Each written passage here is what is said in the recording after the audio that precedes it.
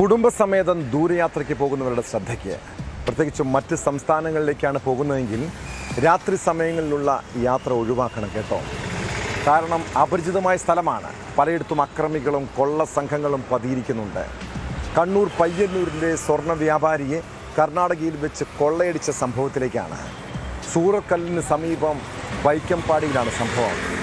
സ്വർണ്ണ വ്യാപാരി വികാസും കുടുംബവുമാണ് കവർച്ചയ്ക്കിരയായത്.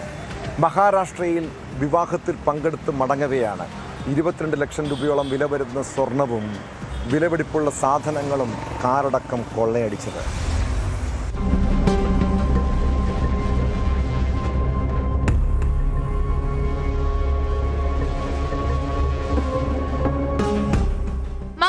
സൂറത്കലിന് സമീപം വൈക്കമ്പാടിയിൽ പുലർച്ചെ 2:15 സംഭവം. പയ്യന്നൂരിൽ സ്വർണ്ണ വ്യാപാരം നടത്തുന്ന മഹാരാഷ്ട്ര സ്വദേശി വികാസും കുടുംബവുമാണ് കവർച്ചയ്ക്കിരയായത്. മഹാരാഷ്ട്രയിലെ സാംഗ്ലിയിൽ സുഹൃത്തിന്റെ വീട്ടിൽ നടന്ന വിവാഹത്തിൽ പങ്കെടുത്ത് പയ്യന്നൂരിലേക്ക് മടങ്ങുകയായിരുന്നു ഇവർ. കവർച്ചയുടെ ദൃശ്യങ്ങൾ പുറത്തു വന്നിട്ടുണ്ട്.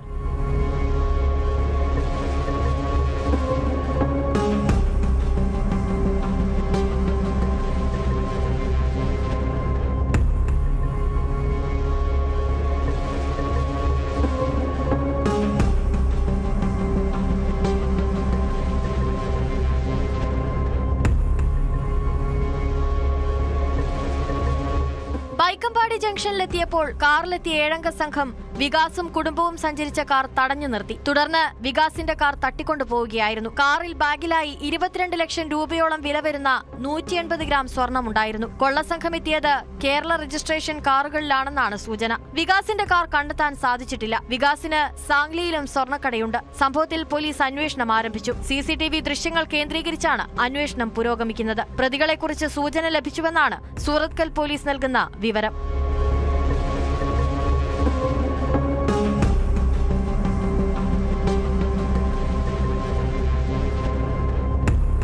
ന്യൂസ് 18 ബംഗളൂരു.